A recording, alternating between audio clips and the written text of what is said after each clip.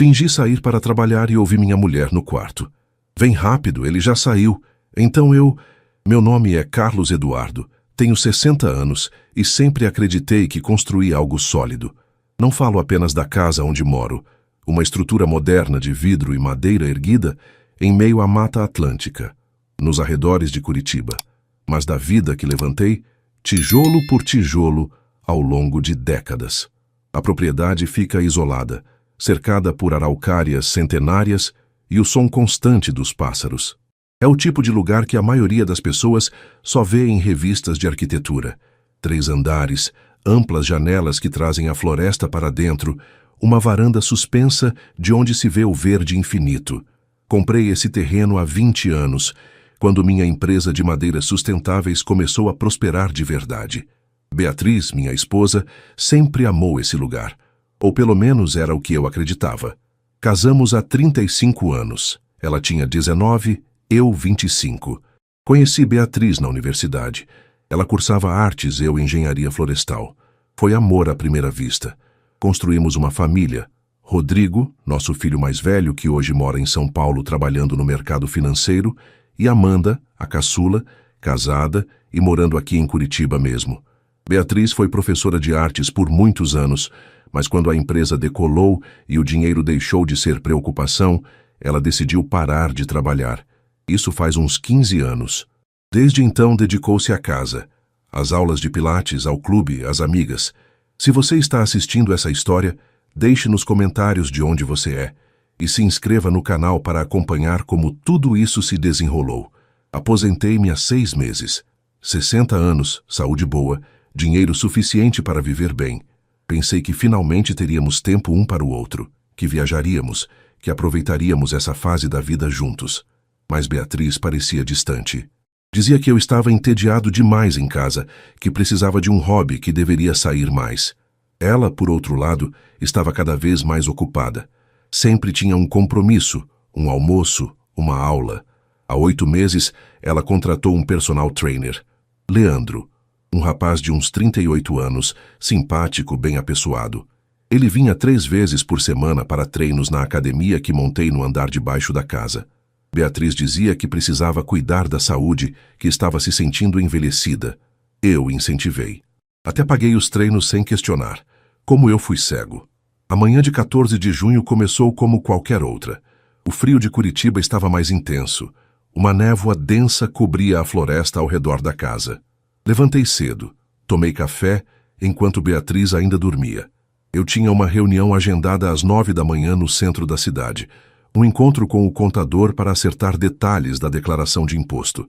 Por volta das 8h30, peguei as chaves da caminhonete, me vesti e desci as escadas. Beatriz apareceu na cozinha de roupão, o cabelo solto.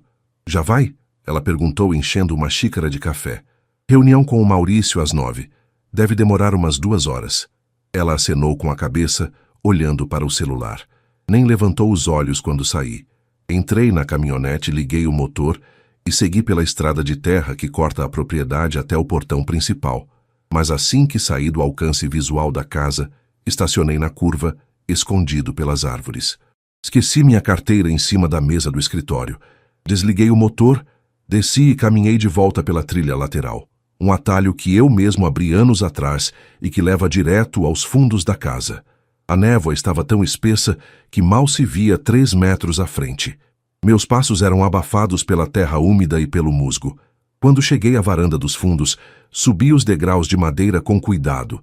A porta de vidro estava entreaberta. Foi então que ouvi. A voz de Beatriz vinha do quarto, no 2º andar. Clara, urgente. Bem rápido, ele já saiu. Meu coração congelou. Fiquei parado ali, encostado na parede externa, tentando entender o que estava acontecendo. Ouvi passos apressados lá dentro, uma porta sendo aberta, risadas abafadas. E então a voz de um homem. Leandro, você tem certeza que ele demora? Pelo menos 2 horas. Temos tempo. Senti meu estômago revirar. Minhas pernas tremiam. 60 anos de vida. 35 de casamento. E eu estava ali, escondido na própria casa, ouvindo minha esposa planejar um encontro com outro homem. Eu podia entrar. Podia subir as escadas e confrontar os dois ali mesmo. Podia gritar, expulsar aquele homem, exigir explicações. Mas algo me segurou. Talvez tenha sido o choque. Talvez a humilhação fosse grande demais para processar naquele momento. Ou talvez, no fundo, uma parte de mim já soubesse que precisava agir com inteligência, não com emoção. Recuei devagar, desci os degraus, voltei pela trilha. Entrei na caminhonete e dirigi até o centro de Curitiba, com as mãos tremendo no volante e lágrimas que eu tentava conter. Mas uma coisa estava clara: minha vida como eu conhecia tinha acabado. E o que eu faria a seguir mudaria tudo. Dirigi até o escritório do Maurício no centro, mas não entrei. Fiquei parado no estacionamento, segurando o volante, tentando respirar. 35 anos. 35 anos ao lado de uma pessoa que eu achava conhecer. Quantas vezes ela tinha feito isso? Desde quando? As perguntas martelavam na minha cabeça sem parar. Pensei nos filhos. Em Rodrigo, sempre tão focado na carreira, distante, mas respeitoso. Em Amanda, minha caçula, que sempre foi mais próxima, mais presente. Como eu contaria isso para eles? O que eles pensariam? Pensei na casa, na floresta, em tudo que construímos juntos, e pensei em Leandro, aquele homem que eu pagava, que entrava na minha casa 3 vezes por semana com minha permissão, meu dinheiro, minha confiança. A raiva foi subindo devagar, como uma onda quente que começa no estômago e sobe até a garganta. Mas junto com a raiva veio algo mais frio, mais calculado. Eu não ia confrontar, não ainda. Se Beatriz estava me traindo, se Leandro estava se aproveitando, eu precisava saber a extensão disso.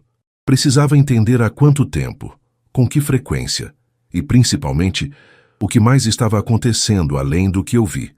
Liguei para o Maurício e cancelei a reunião, inventando uma desculpa qualquer. Depois, fiquei ali sentado por mais de 1 hora, só pensando. Quando voltei para casa já eram quase 12:30. O carro de Leandro não estava mais na entrada. Beatriz estava na cozinha preparando salada, como se nada tivesse acontecido. Como foi a reunião? Ela perguntou sem olhar para mim. Produtiva, respondi, a voz saindo mais firme do que eu esperava. Ela sorriu de leve e continuou cortando tomates. Subi para o quarto, fechei a porta e sentei na beirada da cama.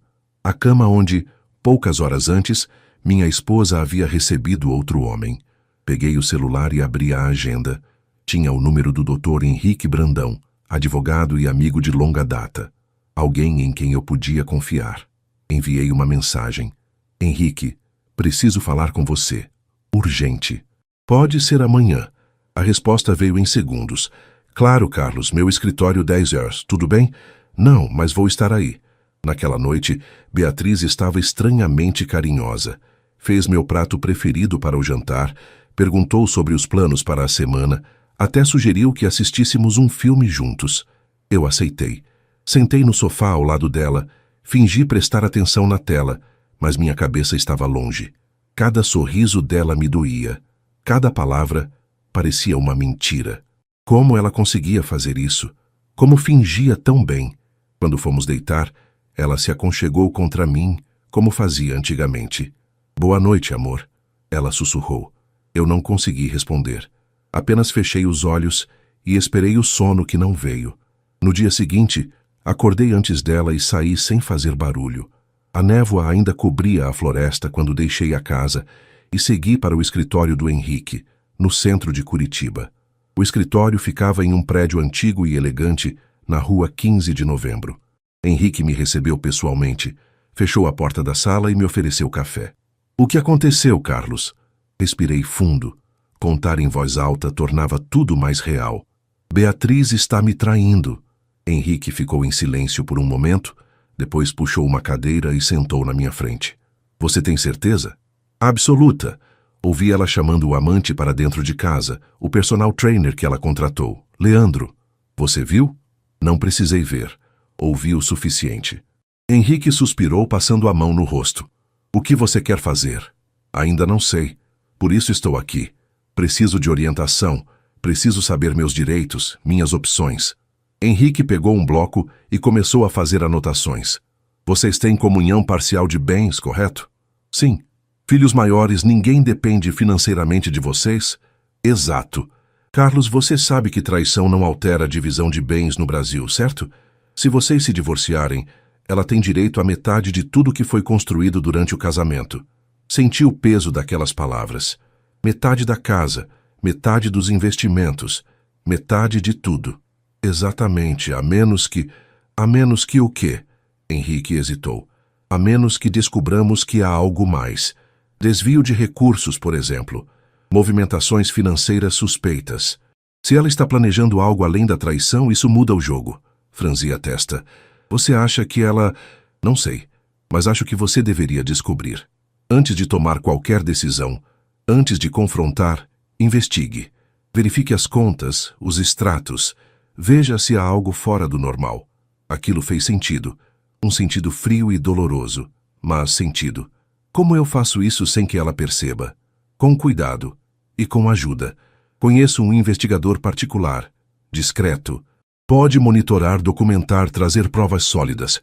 Engoli seco. Você está me dizendo para contratar um detetive para seguir minha própria esposa. Estou dizendo para você proteger o que é seu e descobrir a verdade completa antes de agir. Fiquei em silêncio, processando tudo aquilo. Henrique se inclinou para a frente. Carlos, você está machucado.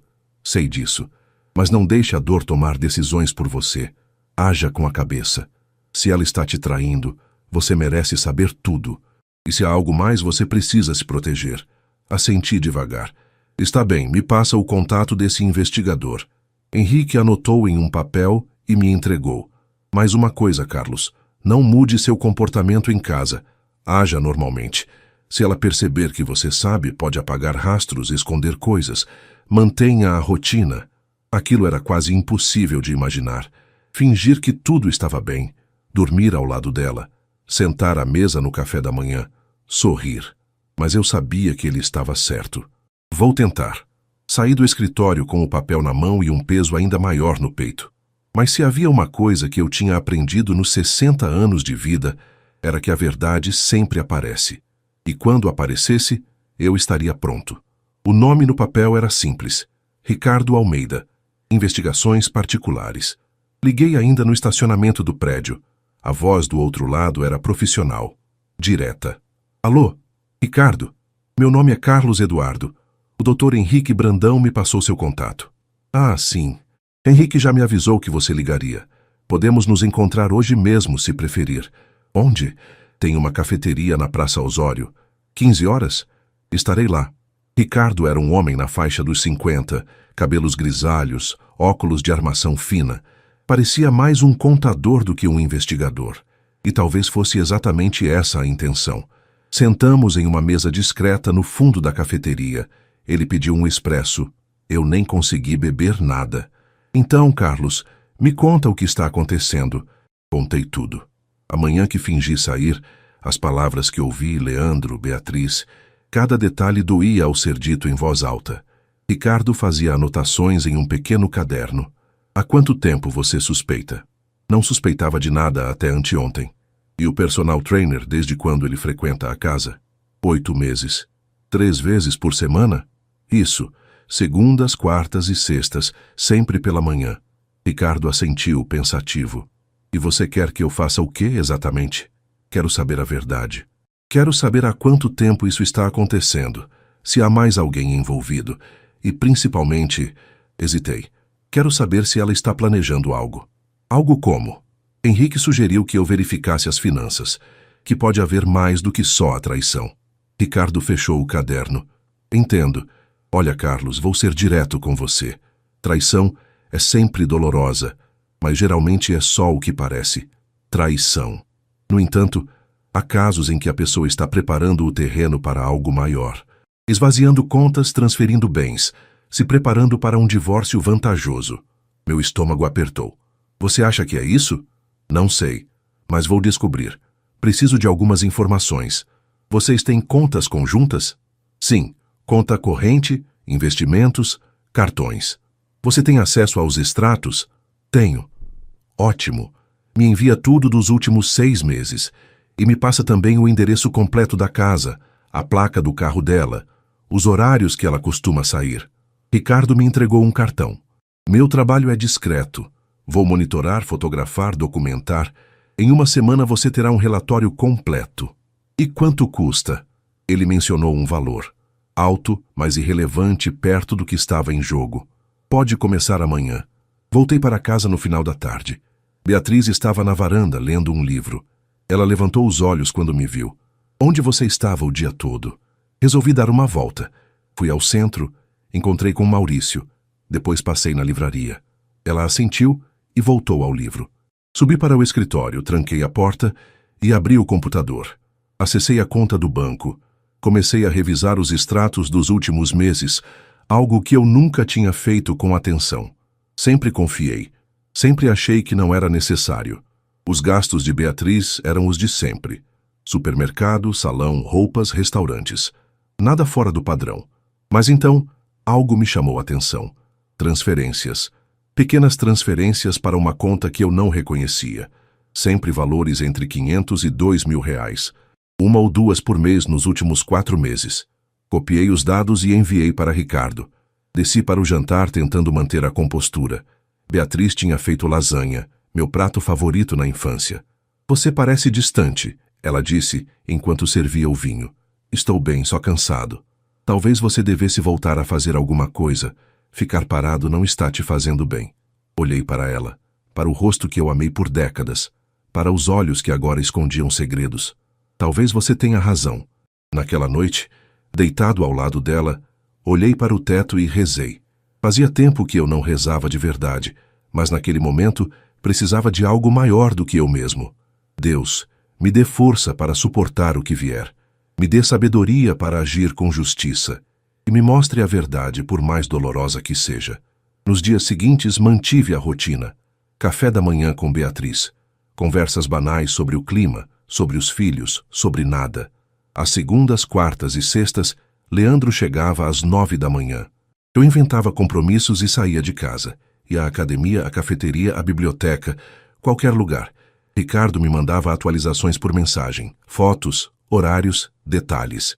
Segunda, 09h15. Leandro chegou. Saiu às 11h30. Quarta, 09h05. Leandro chegou. Saiu às 11h45. Cada mensagem era uma facada. No final da semana, Ricardo pediu para nos encontrarmos novamente. Mesma cafeteria, mesmo horário. Quando me sentei à mesa, vi pelo rosto dele que as notícias não eram boas. Carlos, precisamos conversar. Ele abriu uma pasta e colocou fotos na minha frente. Fotos de Beatriz e Leandro saindo juntos de um motel na BR-277. Fotos deles almoçando em um restaurante afastado. Fotos de Beatriz entrando em um prédio comercial no centro. O que é isso? Perguntei, apontando para a última. Escritório de advocacia. Escritório especializado em divórcio. Meu coração disparou. Ela está planejando o divórcio. Não só isso. Ricardo colocou mais papéis sobre a mesa. Essas transferências que você me mandou? Rastreei. Todas vão para uma conta no nome do Leandro. Senti a sala girar. Quanto? Nos últimos 4 meses? Aproximadamente 28.000 reais. Ela está dando dinheiro para ele? E provavelmente há mais que não consegui rastrear. Saques em dinheiro, por exemplo. Ricardo se inclinou para a frente. Carlos, eles estão planejando algo. E você precisa agir rápido. A traição era só o começo. Minha própria esposa estava preparando minha ruína. Saí da cafeteria com as fotos e os documentos dentro de uma pasta que pesava como chumbo. Cada passo até o estacionamento parecia em câmera lenta. Minha cabeça girava, tentando processar a dimensão do que eu tinha descoberto. Não era só traição, era planejamento, era roubo, era a destruição calculada de tudo que eu construí. Entrei na caminhonete e fiquei ali, parado, segurando o volante. Olhei para as fotos mais uma vez. Beatriz sorrindo ao lado de Leandro, os dois entrando no motel. Ela, minha esposa de 35 anos, agindo como se eu não existisse. Liguei para Henrique. Preciso te ver, agora. Estou no escritório. Vem. Henrique examinou cada documento, cada foto, cada extrato bancário. O silêncio no escritório era pesado. Isso é grave, Carlos, ele disse finalmente. Muito grave. Me diz o que eu faço. Henrique tirou os óculos e esfregou os olhos. Primeiro, você não pode confrontá-la ainda. Se ela souber que você descobriu, vai acelerar o que quer que esteja planejando. Pode esvaziar contas, esconder bens, sumir com documentos. Então o que eu faço? Finjo que não sei? Por enquanto, sim. Mas ao mesmo tempo você se protege. Vamos fazer o seguinte, amanhã mesmo você vai ao banco e separa as contas. Cria uma conta individual, transfere metade de tudo que é seu por direito. Deixa apenas o suficiente na conta conjunta para não levantar suspeita imediata. Ela vai perceber. Eventualmente sim, mas quando perceber você já estará protegido. E aí você age. Age como? Henrique juntou os papéis. Você entra com o divórcio primeiro, e com essas provas de transferências indevidas, de dinheiro sendo desviado para o amante, você tem base para pedir a anulação da comunhão parcial de bens. Ela não leva metade de nada. Ela sai com o que trouxe para o casamento. E pronto. Aquilo soou quase irreal. Isso é possível? Com essas provas? Sim. Não é garantido, mas temos uma chance real. Ela agiu de má fé. Desviou recursos do casal para beneficiar um terceiro. Isso muda tudo. Senti uma mistura de alívio e náusea. E os filhos? Henrique suspirou. Você vai ter que contar para eles, Carlos. Antes que alguém conte uma versão distorcida. Pensei em Rodrigo e Amanda, em como essa notícia os destruiria. Vou conversar com a Amanda primeiro. Ela mora aqui? Ela precisa saber. Faça isso. E faça rápido. A partir de amanhã as coisas vão começar a se mover. Voltei para casa, já era noite. Beatriz estava assistindo televisão na sala. Demorou, ela disse, sem tirar os olhos da tela. Tive que resolver umas coisas. Subi direto para o quarto e peguei o celular. Mandei uma mensagem para Amanda. Filha, preciso conversar com você, pessoalmente. Amanhã? A resposta veio minutos depois. Claro, pai. Tudo bem? Estou preocupada. Tudo vai ficar bem. Te vejo amanhã no almoço? Ok. Pode ser aqui em casa? O Gustavo vai estar trabalhando. Perfeito. Naquela noite mal consegui dormir. Cada vez que fechava os olhos via as fotos. Beatriz sorrindo. Leandro ao lado dela. Os extratos bancários. Os números que representavam minha humilhação em valores monetários. Na manhã seguinte levantei cedo.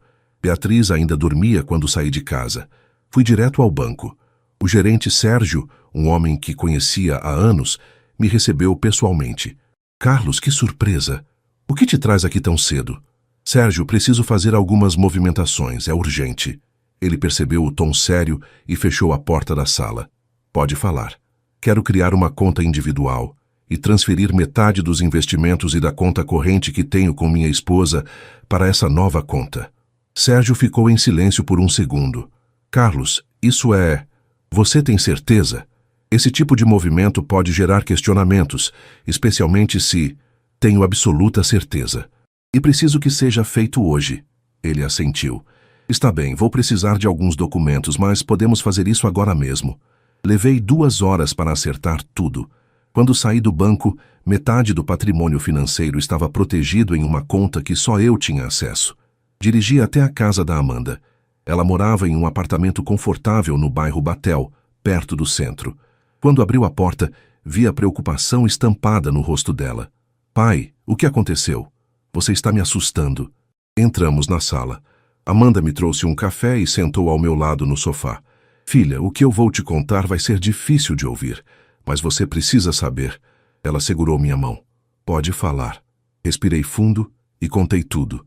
Amanhã que fingi sair de casa, as palavras que ouvi, a investigação, as fotos, as transferências de dinheiro, o escritório de advocacia. Amanda foi ficando pálida conforme eu falava.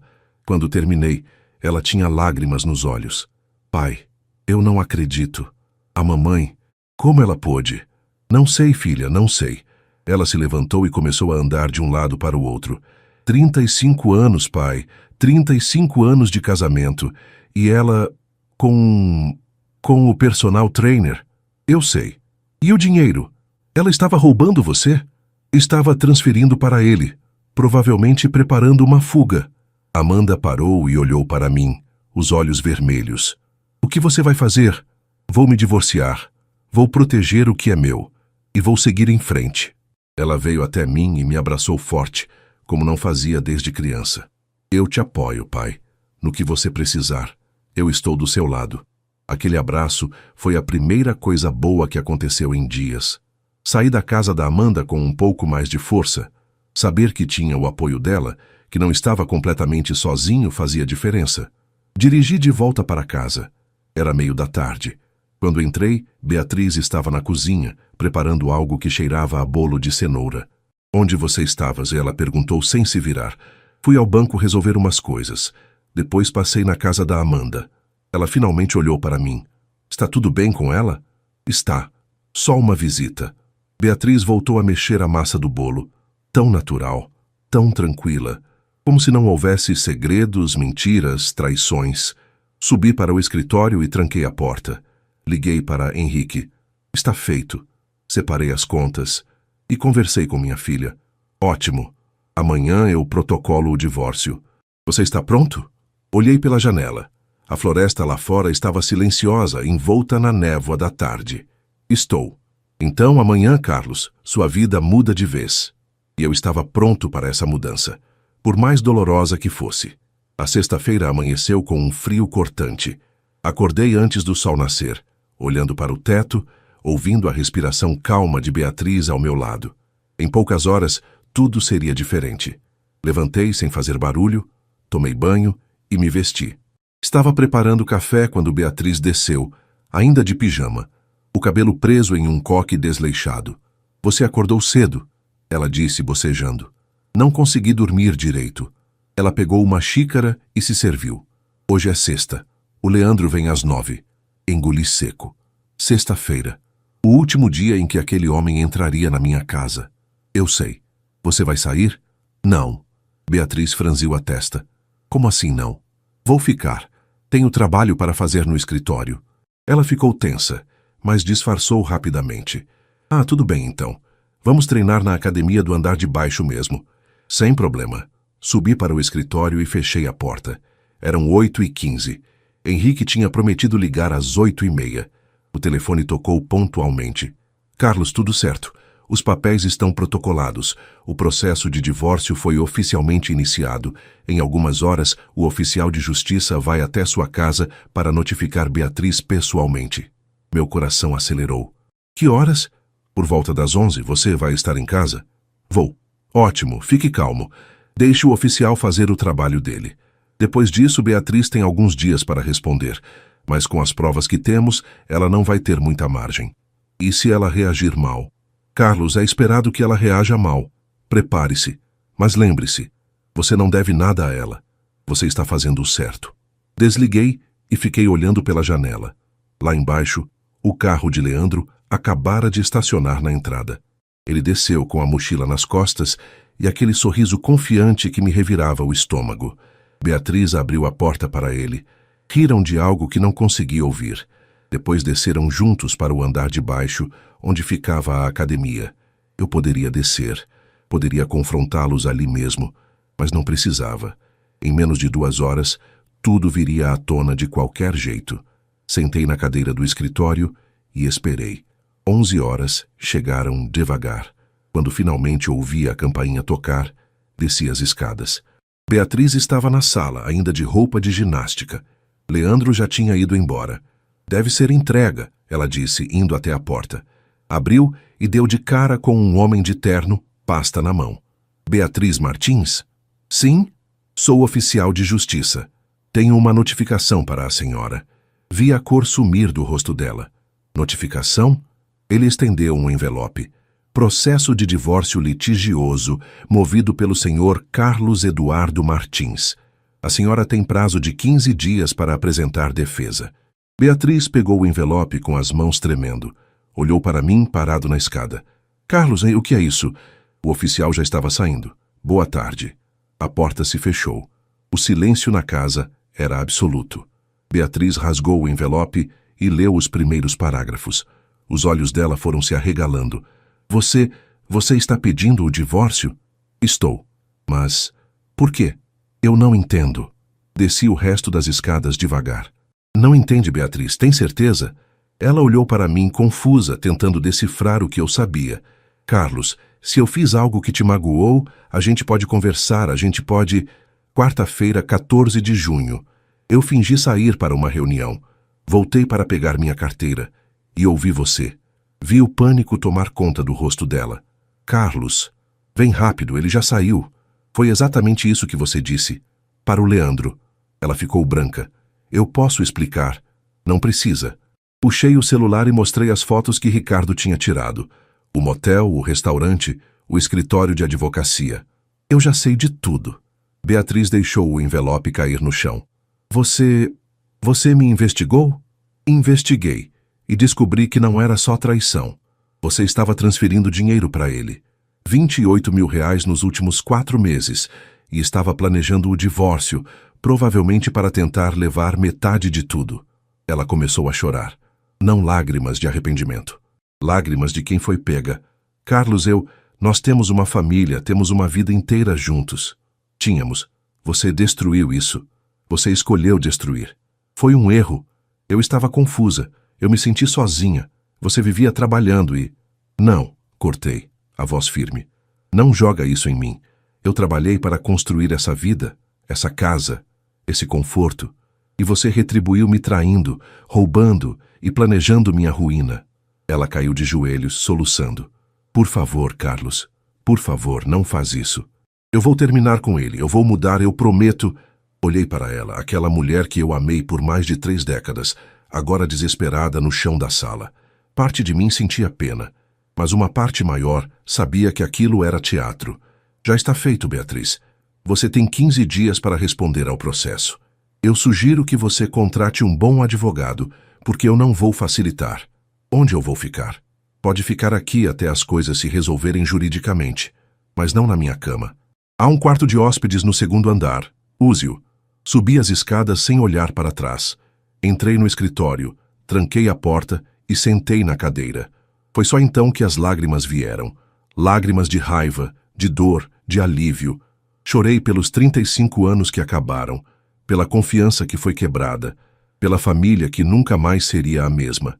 Mas também chorei pela liberdade, pela verdade que finalmente veio à tona, pelo recomeço que, por mais assustador que fosse, estava ali, esperando por mim. E quando as lágrimas secaram, eu soube. Ia sobreviver a isso. Ia me reerguer. Ia seguir em frente. Os dias seguintes foram um borrão de tensão e silêncios pesados. Beatriz se mudou para o quarto de hóspedes, como eu tinha ordenado. Passávamos um pelo outro nos corredores como estranhos. Ela tentou conversar algumas vezes, mas eu não tinha mais nada a dizer. Amanda ligava todos os dias para saber como eu estava. Rodrigo, meu filho, ainda não sabia de nada. Eu ainda não tinha coragem de contar para ele por telefone. Precisava de um momento certo. Henrique me ligou na segunda-feira. Carlos, Beatriz contratou um advogado, Marcelo Vilares. Conheço ele. É bom. Isso vai ficar mais complicado. Ela tem alguma chance? Com as provas que temos, dificilmente. Mas ela vai tentar. Provavelmente vai alegar que as transferências foram empréstimos, que não houve má-fé, que você está exagerando. E vai funcionar? Não se apresentarmos tudo direitinho. Mas, Carlos, preciso te avisar. Isso pode demorar meses e vai ser desgastante. Eu aguento. Outra coisa, a Amanda me ligou. Disse que quer depor a seu favor se necessário. Senti um aperto no peito. Minha filha, disposta a testemunhar contra a própria mãe. Isso é necessário? Pode ser. Vamos ver como as coisas se desenrolam. Na quinta-feira, uma semana após o confronto, estava no escritório quando ouvi a campainha. Desci e dei de cara com Leandro. Ele estava nervoso, as mãos nos bolsos. Seu Carlos, eu preciso falar com o senhor. Não temos nada para conversar. Por favor, só 5 minutos. Abri a porta e fiz um gesto para que ele entrasse. Não fomos além do hall de entrada. Fala. Leandro engoliu seco. Eu sei que o senhor descobriu tudo. E eu queria pedir desculpas. Ri. Um riso seco, sem humor. Desculpas? Você acha que desculpas resolvem? Não, eu sei que não resolve. Mas eu preciso que o senhor saiba que eu não sabia que as coisas iam chegar nesse ponto. A Beatriz disse que vocês já estavam separados, que era só questão de tempo até... Ela mentiu, cortei. Para você e para mim. Para todo mundo.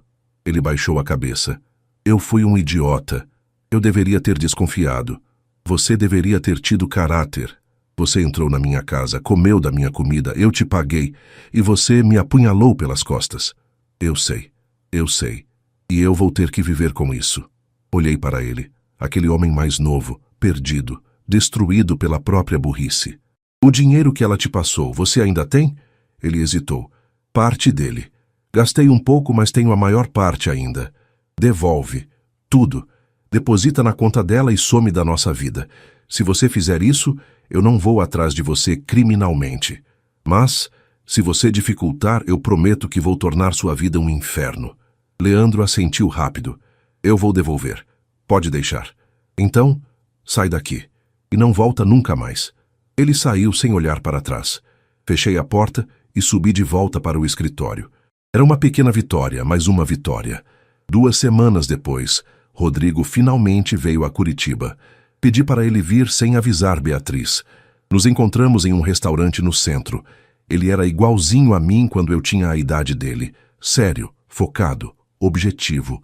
Mas quando contei tudo, vi o menino que ele costumava ser aparecer por baixo da máscara de adulto. Pai, eu não sei o que dizer. Não precisa dizer nada, filho. Só preciso que você saiba a verdade. A mamãe realmente fez isso?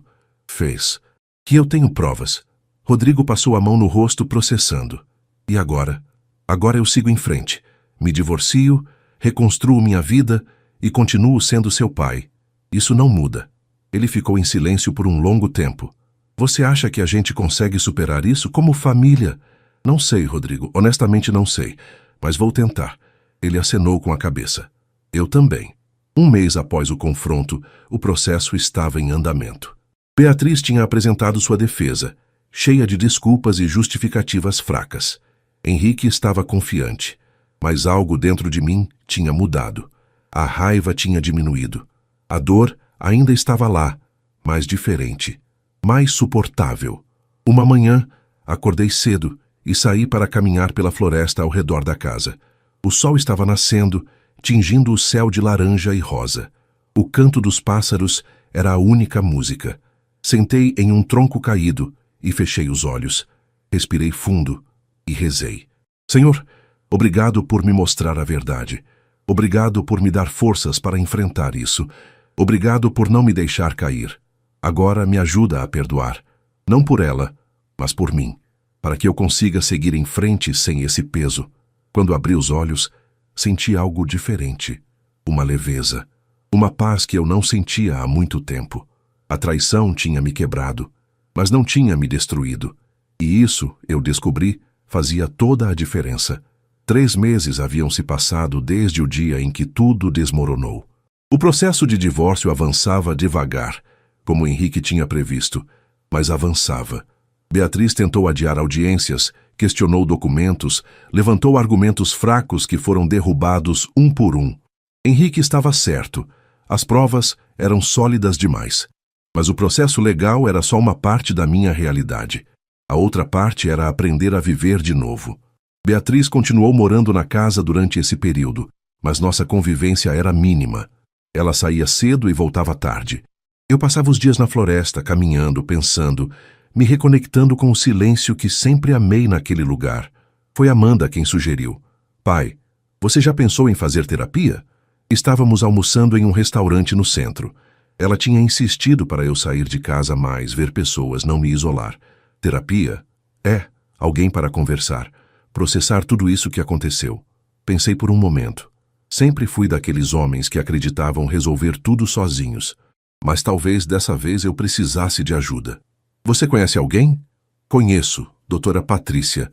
Ela é excelente. Ajudou muito o Gustavo quando ele perdeu o pai. Passa o contato. A primeira sessão foi estranha. Sentar em uma sala com uma desconhecida e falar sobre a minha vida, sobre a traição, sobre a dor, parecia expor demais. Mas doutora Patrícia tinha um jeito calmo, acolhedor que facilitava. Carlos, o que você está sentindo agora? Não sei. É uma mistura. Raiva, tristeza, alívio, medo. Medo de quê? De ficar sozinho. De ter 60 anos e ter que começar do zero. De nunca mais confiar em ninguém. Ela assentiu. Esses medos são válidos, mas não são definitivos. Você está em processo. E processo leva tempo. Quanto tempo? O que você precisar, não há prazo. Mas posso te dizer uma coisa. Você já deu o passo mais difícil. Você encarou a verdade. Agora é questão de reconstruir, tijolo por tijolo. Saí de lá com uma sensação estranha. Não estava melhor, mas também não estava pior. Estava em movimento, e talvez fosse isso que importava. As sessões se tornaram semanais. A cada encontro, doutora Patrícia me ajudava a desemaranhar sentimentos que eu nem sabia que tinha. Você se sente culpado? Ela perguntou em uma das sessões.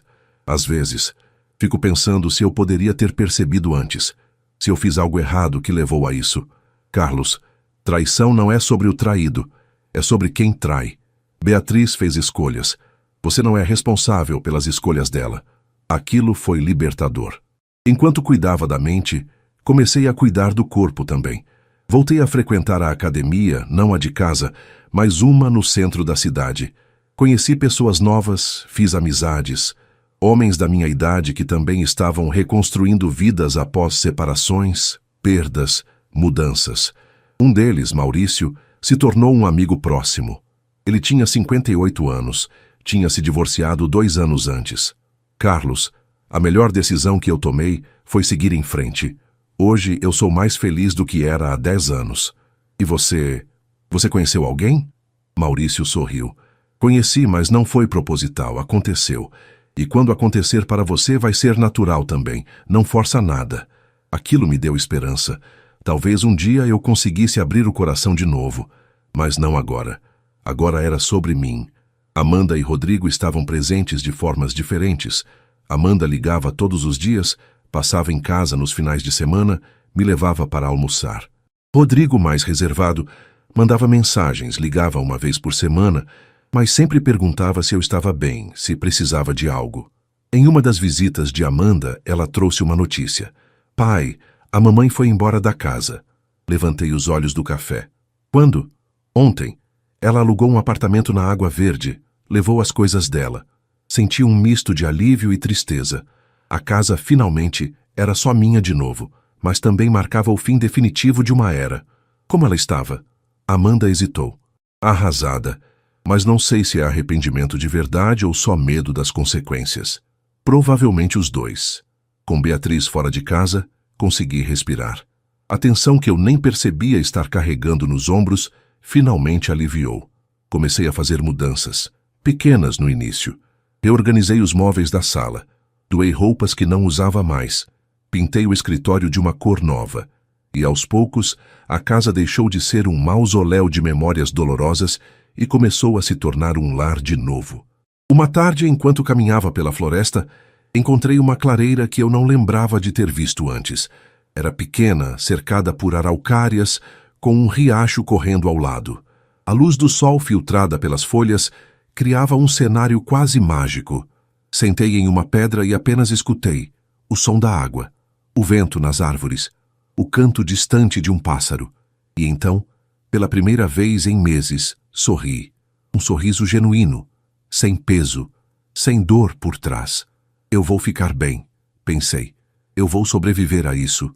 4 meses após o início do processo, Henrique me ligou com novidades. Carlos, a juíza, marcou a audiência de conciliação daqui a 2 semanas. E o que isso significa? Significa que Beatriz e o advogado dela vão tentar um acordo. Provavelmente vão oferecer desistir de algumas reivindicações em troca de você aceitar uma divisão mais favorável a ela. Não vou aceitar. Ela não merece nada além do que a lei manda estritamente. Eu sei, mas você tem que ir. É obrigatório. Está bem. Eu vou. O dia da audiência chegou. Entrei no Fórum de Curitiba vestindo terno acompanhado de Henrique. Beatriz estava lá com o advogado dela, Marcelo Vilares. Ela evitou meu olhar. A juíza chamou os 2 lados para a sala de conciliação. Era uma sala pequena, impessoal, com uma mesa comprida no centro. Bom dia, a juíza começou. Estamos aqui para tentar chegar a um acordo amigável. Dr. Marcelo, gostaria de começar? O advogado de Beatriz abriu uma pasta. Meritíssima.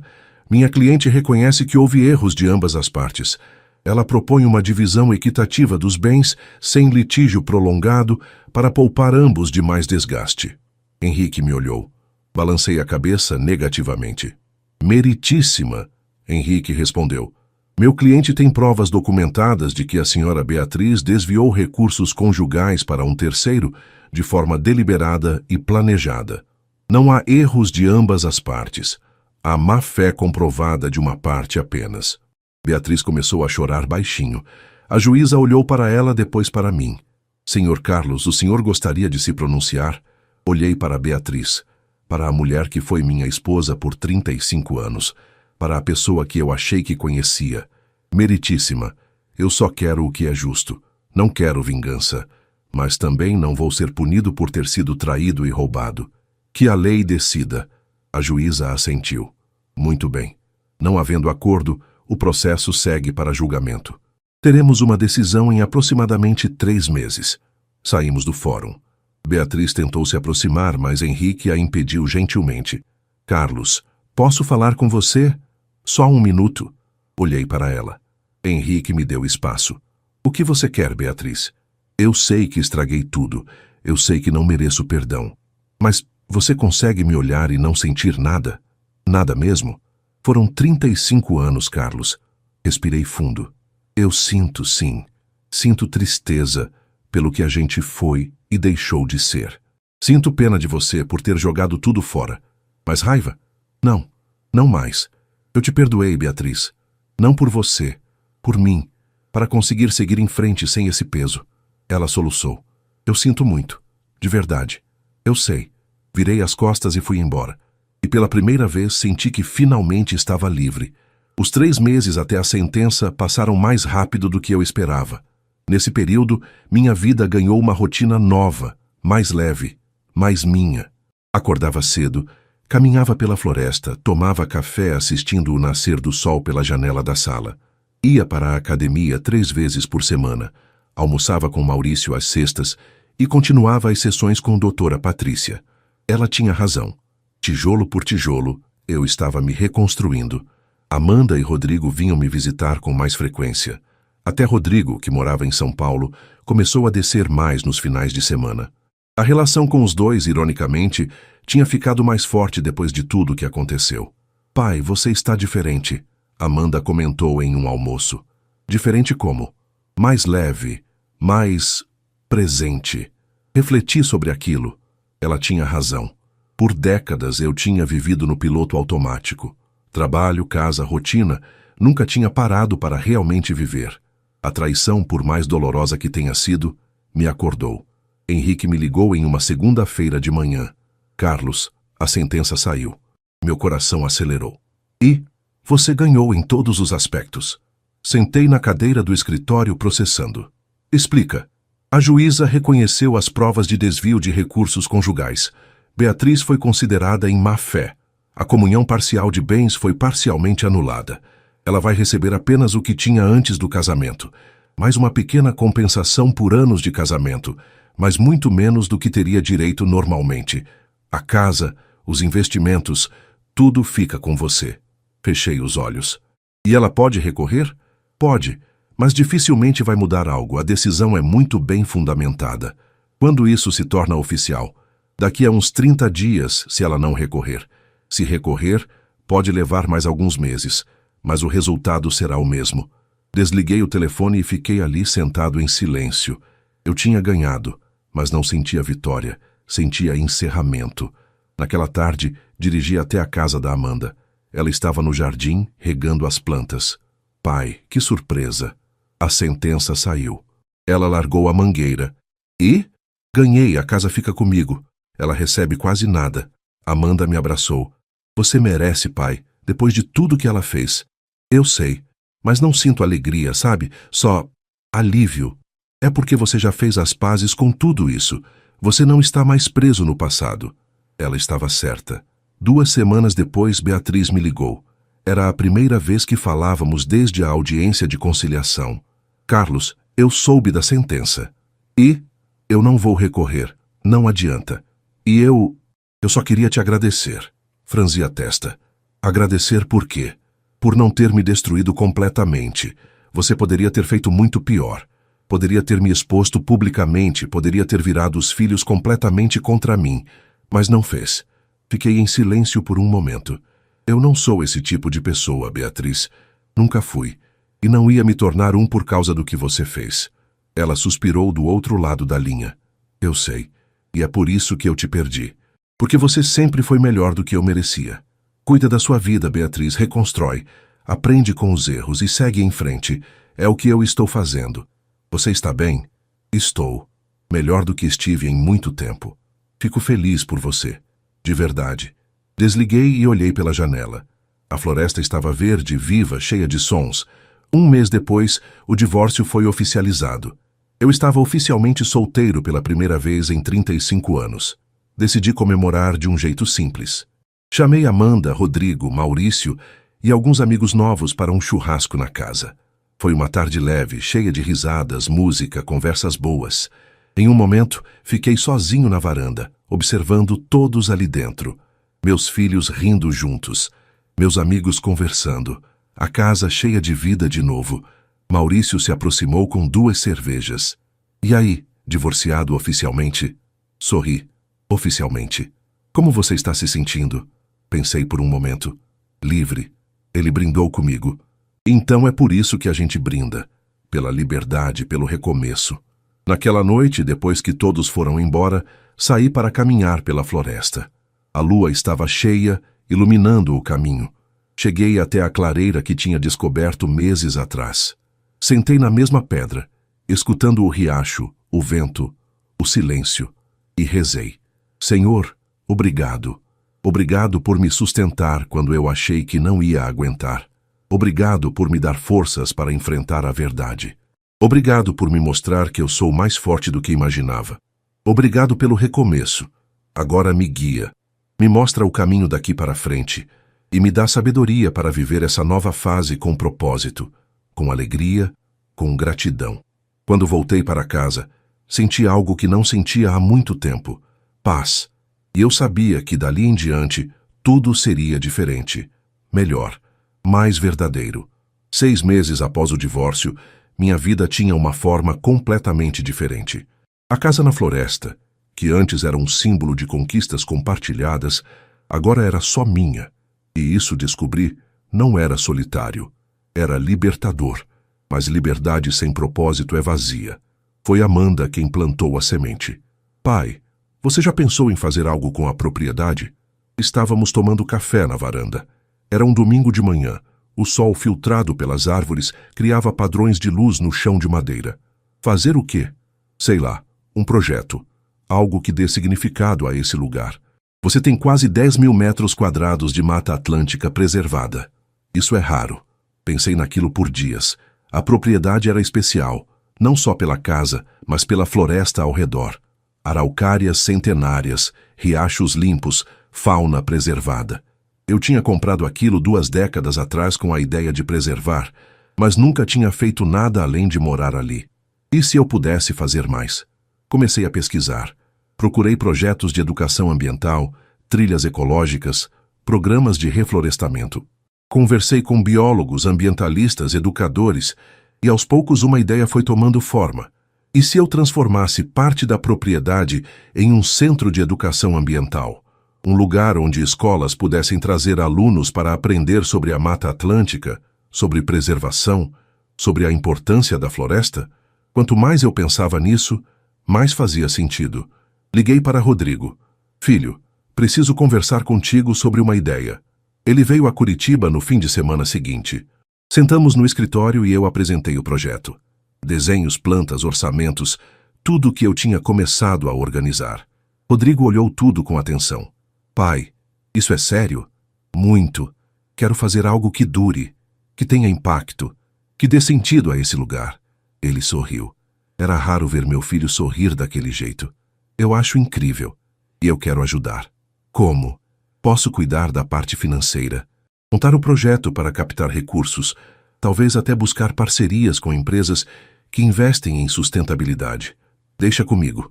Senti o peito apertar de orgulho. Obrigado, filho. Amanda, quando soube, também quis participar. Pai, eu posso cuidar da parte de comunicação, criar redes sociais, divulgar o projeto, trazer escolas. Ver meus filhos engajados naquilo, trabalhando juntos comigo, era uma redenção que eu não esperava. A tragédia que quase destruiu nossa família acabou nos unindo de um jeito que talvez nunca tivéssemos experimentado antes. Levei 6 meses para tirar o projeto do papel, Contratei um arquiteto para projetar um pequeno centro de visitantes, com sala de aula, banheiros e uma área coberta para palestras. Marquei trilhas na floresta, com placas educativas identificando espécies de árvores, plantas, pássaros. Rodrigo conseguiu parceria com 3 empresas que investiram no projeto. Amanda criou um site e perfis nas redes sociais que rapidamente ganharam seguidores. E em uma manhã de sábado, 9 meses após a ideia inicial, inauguramos o Centro de Educação Ambiental Carlos Eduardo. Convidei poucas pessoas: Amanda, Rodrigo e a família dele, Maurício, doutora Patrícia, Henrique, alguns amigos da academia. Mas o importante eram as 3 turmas de escolas públicas de Curitiba que tinham se inscrito para a visita inaugural. Ver aquelas crianças caminhando pela floresta, fazendo perguntas, tocando as árvores, observando os pássaros, foi uma das experiências mais gratificantes da minha vida. No final do dia, uma menina de uns 10 anos veio até mim. Senhor, o senhor mora aqui? Moro. Que sorte. Esse lugar é mágico. Sorri. É mesmo. E agora é de vocês também. Naquela noite, depois que todos foram embora, sentei na varanda com uma xícara de chá. A floresta estava silenciosa, apenas o som distante de uma coruja. Pensei em tudo que tinha acontecido no último ano e meio. A traição, o divórcio, a dor, a reconstrução. E agora, o propósito. Peguei o celular e abri o grupo da família no WhatsApp. Tinha uma mensagem de Rodrigo. Pai, hoje foi especial. Obrigado por nos incluir nisso. Te amo. E outra de Amanda. Pai, você transformou dor em algo lindo. Estou tão orgulhosa de você. Respondi. Obrigado, filhos, por estarem comigo, por me ajudarem a me reerguer. Amo vocês. Algumas semanas depois, Maurício me chamou para um almoço. Carlos, tem uma pessoa que quero te apresentar. Franzi a testa. Maurício, se isso é o que eu acho que é... Ele riu. Calma, não é nada forçado. É só uma amiga. Ela é viúva, tem 57 anos, professora aposentada, adora a natureza. Achei que vocês teriam coisas em comum. Se rolar, ótimo. Se não, pelo menos você ganha uma amiga. Hesitei. Mas então lembrei do conselho do próprio Maurício meses atrás. Quando acontecer, vai ser natural. Está bem, mas sem expectativas. Sem expectativas. O nome dela era Helena, cabelos grisalhos, sorriso gentil, olhos que transmitiam uma calma contagiante. Almoçamos os 3 em um restaurante no centro. A conversa fluiu naturalmente. Ela falou sobre os anos como professora, sobre os netos, sobre como tinha perdido o marido 3 anos antes para um câncer. Eu falei sobre o Centro de Educação Ambiental, sobre a floresta, sobre a jornada de reconstrução. No final do almoço, Maurício inventou uma desculpa e saiu mais cedo, deixando nós 2 sozinhos. Sutil, né? Helena comentou rindo. Ri também. Ele não é conhecido pela sutileza. Ficamos conversando mais um pouco. Ela me perguntou se eu gostaria de mostrar o centro para ela algum dia. Gostaria, sim. Que tal sábado que vem? Perfeito. Quando nos despedimos, senti algo que não sentia há muito tempo. Não era paixão. Não era urgência. Era possibilidade. E isso descobri era mais do que suficiente. O sábado chegou com um céu azul raro para Curitiba. Acordei mais cedo do que o normal, arrumei a casa, verifiquei as trilhas do Centro de Educação Ambiental. Queria que tudo estivesse perfeito. Helena chegou pontualmente às 10 da manhã. Vestia calças de caminhada, tênis confortável e uma jaqueta leve. Estava preparada. Bom dia, Carlos. Bom dia, Helena. Pronta para conhecer o lugar? Muito. Comecei mostrando a casa. Depois levei ela até o centro de visitantes. Expliquei o projeto, as parcerias, os planos futuros. Ela ouvia com atenção genuína, fazendo perguntas inteligentes. Isso é incrível, Carlos. Você deve estar muito orgulhoso. Estou. Demorou, mas finalmente encontrei algo que me dá propósito. E seus filhos participam? Participam. O Rodrigo cuida da parte financeira, a Amanda da comunicação. Foi um projeto que nos uniu. Ela sorriu. Sabe, Carlos, eu acho que as melhores coisas nascem das piores dores. Meu marido, quando ficou doente, me ensinou mais sobre amor e vida em 6 meses do que nos 30 anos anteriores. A dor tem um jeito de revelar o que realmente importa. Assenti. É verdade. Caminhamos pela trilha principal. Mostrei as placas identificando espécies, o riacho, a clareira que eu tinha descoberto meses atrás e que agora era um dos pontos de parada para meditação e reflexão. Que lugar lindo, Helena comentou, olhando ao redor. Dá para sentir a paz. É o meu lugar favorito na propriedade. Sentamos em um banco que eu tinha instalado ali recentemente. Posso te fazer uma pergunta pessoal? Ela disse. Pode. Você ainda sente raiva pelo que aconteceu? Pensei por um momento. Não, não mais. Senti por muito tempo, mas percebi que carregar raiva é como carregar uma pedra nas costas. Ela só te puxa para baixo. Então eu perdoei. Não porque ela merecia, mas porque eu merecia a paz. Helena assentiu. É sábio da sua parte. Muita gente nunca consegue chegar nesse ponto. E você, ainda sente raiva pela perda? Não, sinto saudade, mas não raiva. A morte faz parte da vida. E eu aprendi a honrar a memória dele vivendo plenamente, não me prendendo ao passado. Olhei para ela.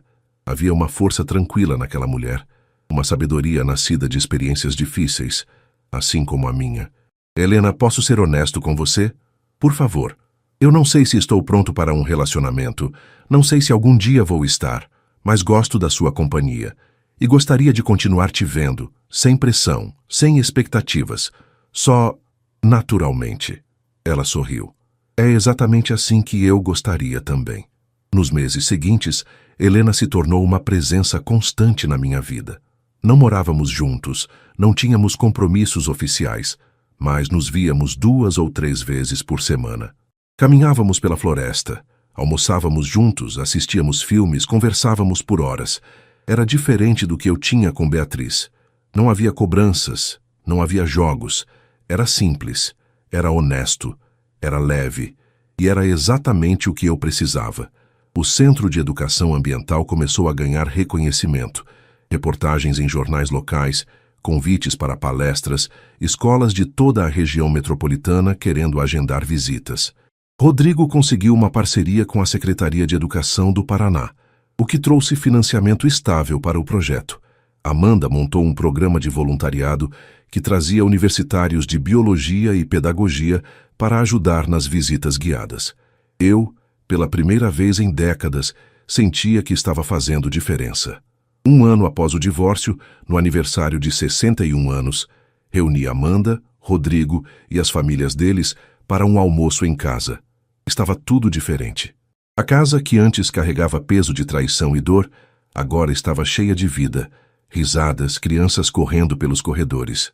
No meio do almoço, Rodrigo pediu a palavra. Pai, eu queria fazer um brinde. Todos levantaram os copos. Há 1 ano, a gente passou pela pior crise que essa família poderia passar, mas ao invés de nos destruir, nos fortaleceu.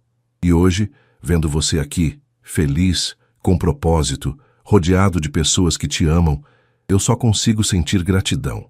Gratidão por você ter nos ensinado com exemplo que é possível se reerguer, que é possível perdoar, que é possível recomeçar.